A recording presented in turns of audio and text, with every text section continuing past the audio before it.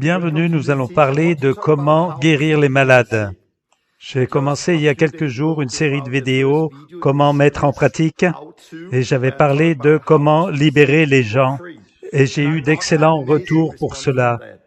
Beaucoup de gens m'ont répondu sur cette vidéo et cela les a aidés énormément. Et je crois vraiment que cette vidéo, comment guérir les malades, va aussi vous aider beaucoup. Et donc, nous allons parler de comment guérir les malades. Et quand nous parlons de guérir les malades, nous avons bien sûr besoin de la vérité. La parole de Dieu est la vérité. Vous devez connaître ce que la Bible dit. Et en plus, vous devez savoir que c'est pour aujourd'hui. Parce que si vous ne savez pas que c'est encore pour aujourd'hui, vous n'allez donc pas le pratiquer.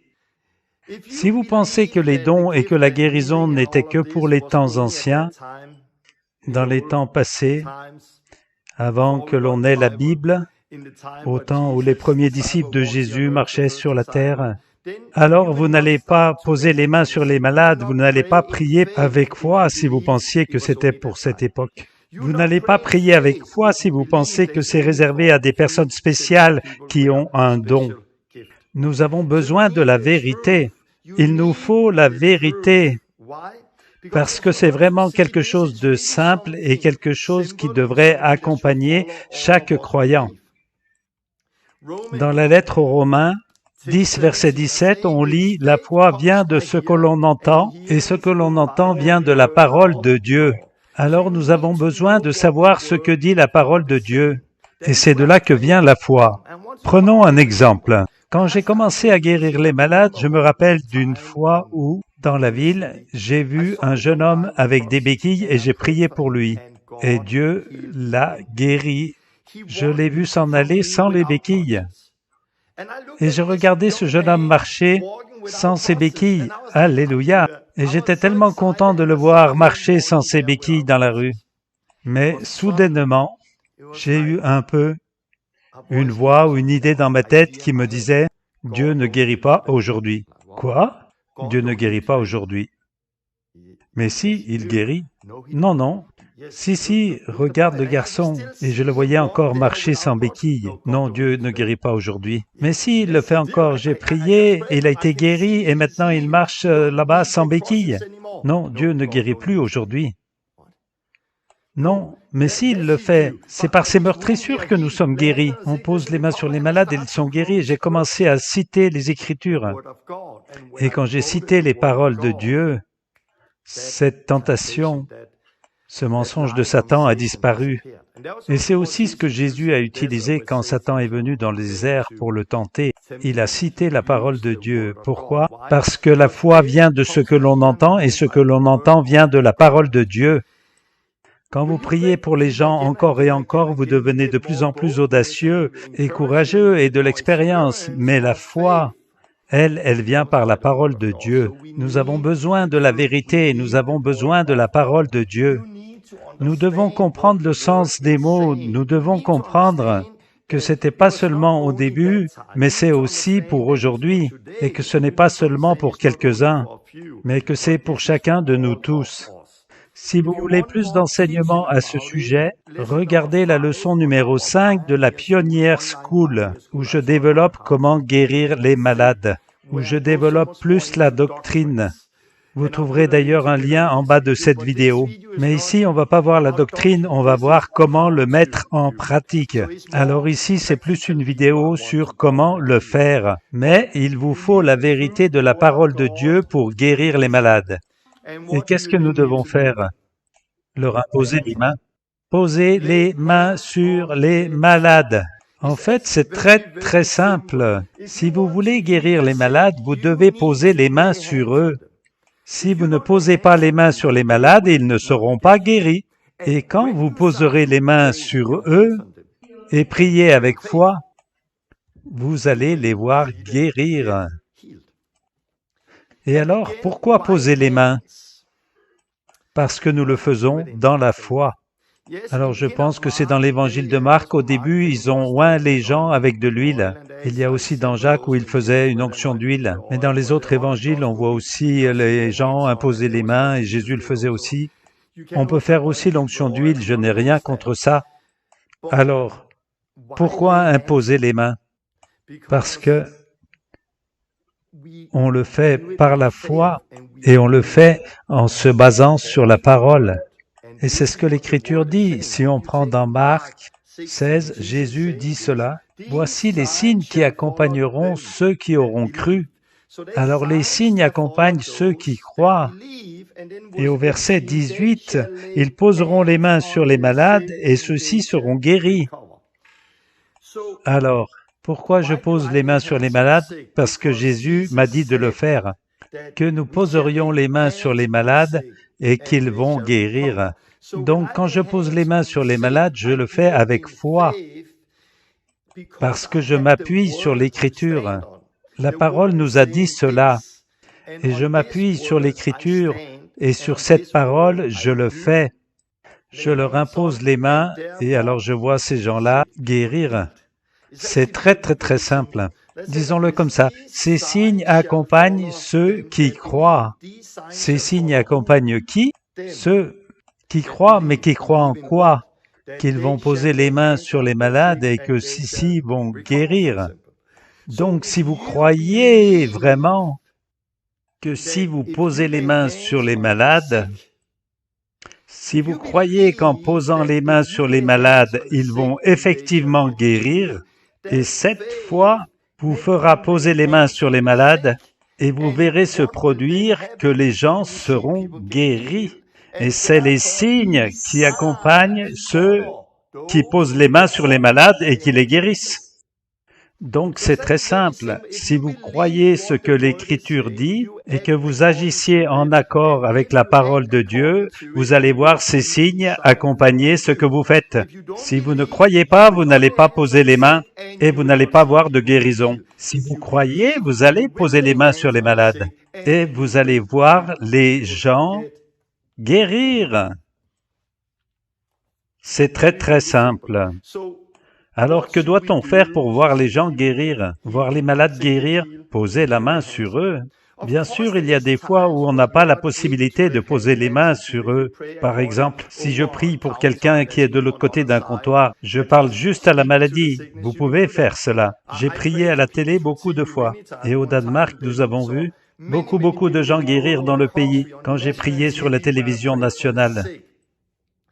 Parfois, vous ne pouvez pas poser les mains, et là, ce n'est pas utile, mais quand j'impose les mains, je m'appuie sur ces versets, et alors je prie dans la foi. Il y a aussi d'autres passages de l'Écriture comme support de votre foi. Et maintenant que vous commencez à poser les mains sur les malades, je veux vous dire ceci. Qu'est-il écrit ici? Ne fermez pas les yeux. Gardez les yeux ouverts. Je ne cesse de rappeler cela aux chrétiens. Les chrétiens, ceux qui ont été longtemps à l'Église, pas les nouveaux chrétiens, ils ne font pas trop. Ceux qui ont été chrétiens pendant longtemps, quand ils prient, ils font comme ça. Ils se tiennent là avec les yeux bien fermés. Ne fermez pas les yeux, sinon vous ne pourrez pas voir. Très simple. Et ce que vous voulez voir, c'est la réaction de leur visage. Vous voulez voir ce qu'il se passe. Vous voulez apprendre, faire des disciples, expérimenter, s'acquiert en le pratiquant. Si vous fermez les yeux à chaque fois, vous n'allez pas voir, vous n'allez pas acquérir de l'expérience, vous n'allez pas apprendre, vous ne serez pas attentif à ce qui se passe autour. On verra plus tard comment chasser les démons. Si vous fermez les yeux quand vous priez pour quelqu'un de malade, vous n'allez pas voir si tout d'un coup un démon se manifeste et si vous allez devoir passer à la délivrance. Mais je parlerai de ça dans une prochaine vidéo où l'on verra comment chasser les démons. Mais rappelez-vous, ne fermez pas les yeux. Et maintenant, priez. Posez les mains sur les malades, ne fermez pas les yeux et priez. Et alors, que prier? Simplement prier. Quand j'ai commencé à prier pour les malades, j'utilisais souvent une prière qui était « Ô Dieu, je te prie de le guérir afin qu'il sache que tu es réel. » Au nom de Jésus, quelque chose comme ça. Dieu, je te prie de le guérir, que toute douleur s'en aille. Je te prie de le guérir afin qu'il sache que tu existes. Quelque chose comme ça. Dans le nom de Jésus, Amen. Je priais comme ça et les gens étaient guéris. Puis quelqu'un m'a écrit, « Torben, ta prière n'est pas bonne. Tu peux pas prier comme ça. » En fait, je priais comme ça. « Oh Dieu, viens et guéris-le afin qu'il sache que tu existes. » C'est comme ça que je priais. Et les gens étaient guéris quand je disais cette prière. Alors quelqu'un m'a écrit en me disant, « Torben, ce n'est pas la bonne façon de prier. Tu ne dois pas prier que Dieu les guérisse. Tu dois juste parler à la maladie et lui commander de partir. » Quelqu'un m'a écrit cela et je pense qu'il avait raison. Alors je l'ai essayé. Maladie, va-t'en, et rien ne s'est passé. Pars au nom de Jésus, sois guéri au nom de Jésus, et rien ne se passe. Alors je l'ai essayé plusieurs fois, mais ils n'étaient pas guéris.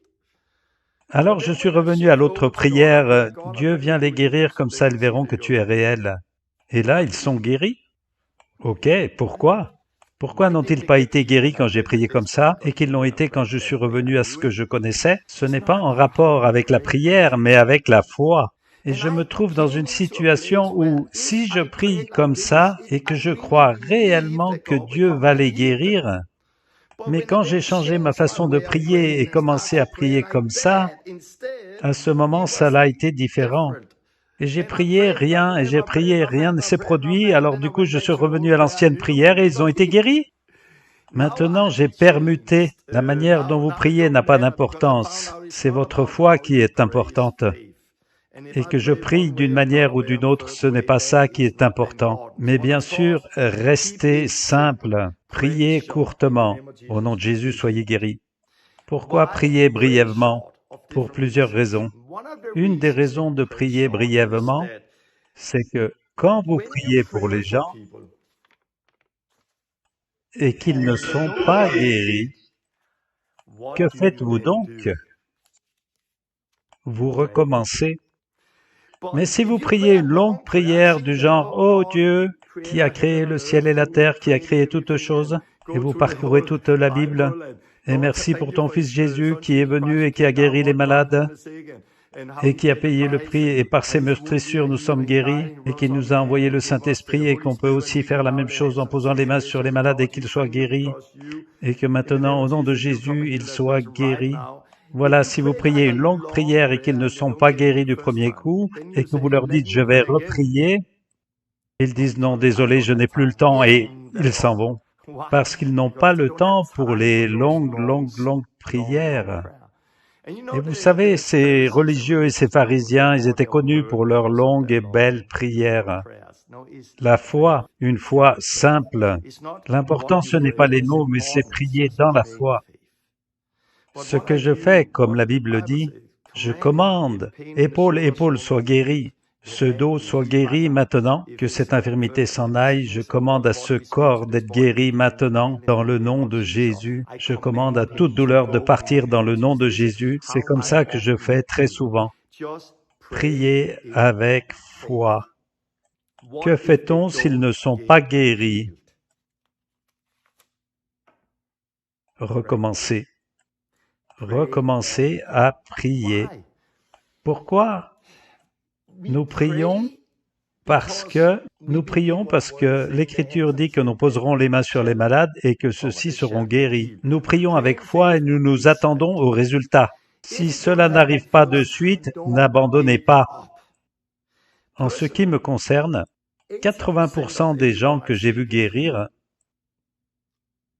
j'ai dû prier pour eux 2, 3 ou 4 fois, 80%. Alors, si j'avais arrêté après la première prière, eh bien, j'aurais perdu 80% des gens que Dieu a guéris, parce qu'il fallait que je prie encore. Ce que j'ai souvent expérimenté, je prie une fois et rien ne se passe. Enfin, il semble que... Et là, je recommence. Au nom de Jésus, sois guéri. Et au deuxième coup, on dirait que ça va un peu mieux. Et alors, votre foi grandit parce qu'il y a des choses qui se passent. C'est en train d'arriver. Et alors, vous priez de plus en plus dans la foi, et au bout de 3 fois, 4 fois, toute la douleur est partie. N'ayez pas peur de prier plus d'une fois. S'ils ne sont pas guéris, priez encore. Et en fait, nous avons un verset où Jésus, c'est le passage où il y a un aveugle, et Jésus a prié, et le gars commence à voir des jambes, mais un peu comme des arbres.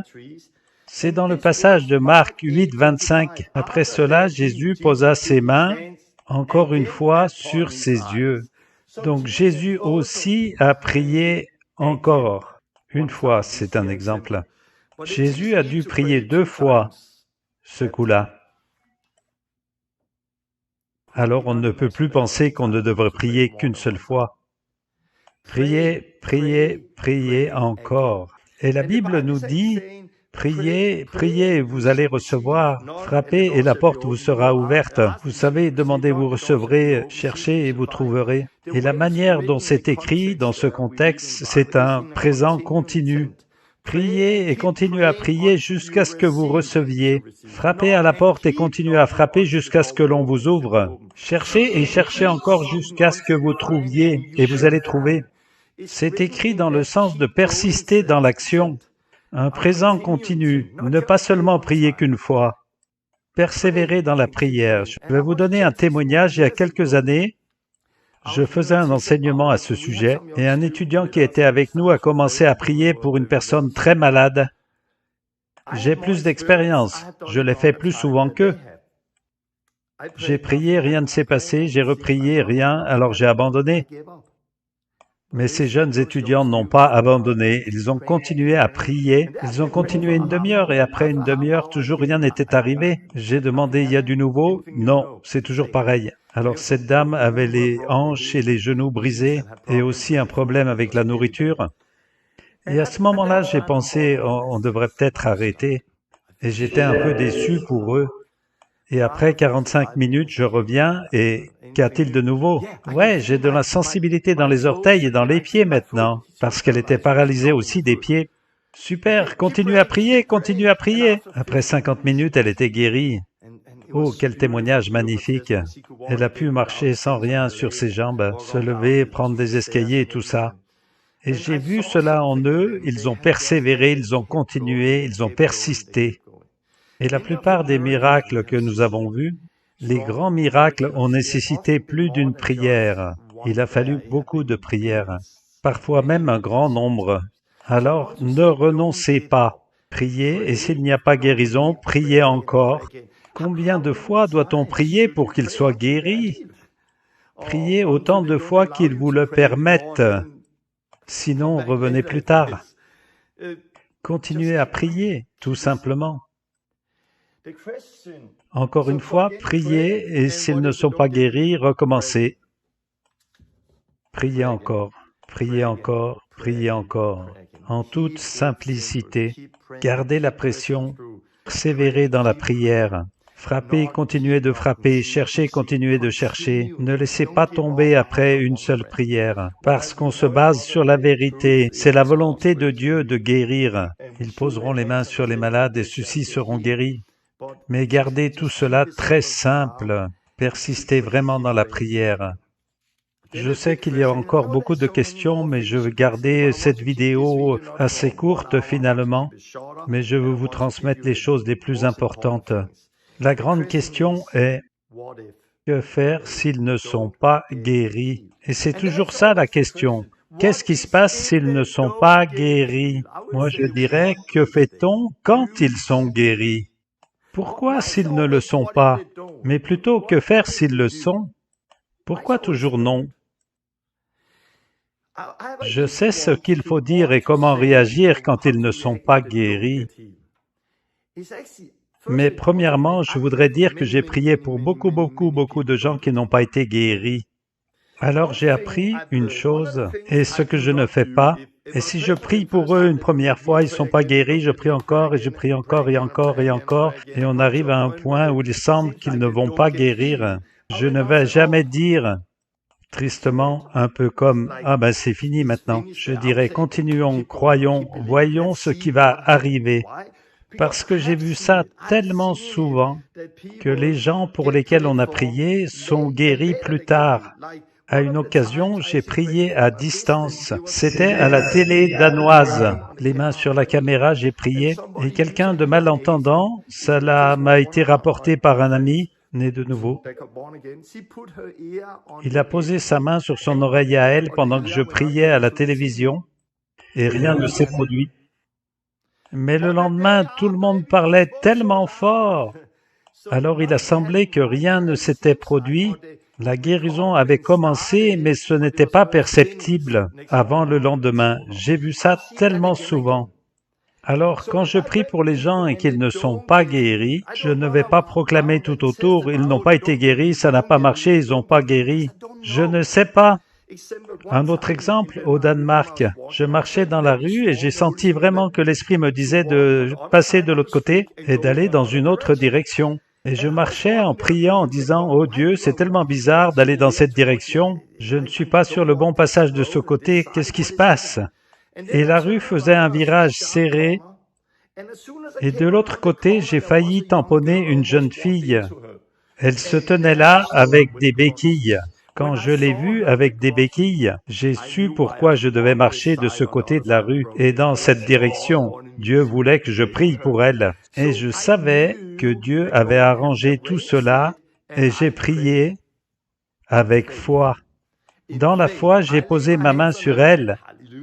J'étais content parce que Dieu avait fait ce rendez-vous et rien ne s'est passé, apparemment. Priez encore, toujours rien. J'ai recommencé, priez encore. Non, t'as toujours mal? Encore? Au revoir. Et j'ai été très surpris parce que c'est le Saint-Esprit qui m'avait conduit vers elle.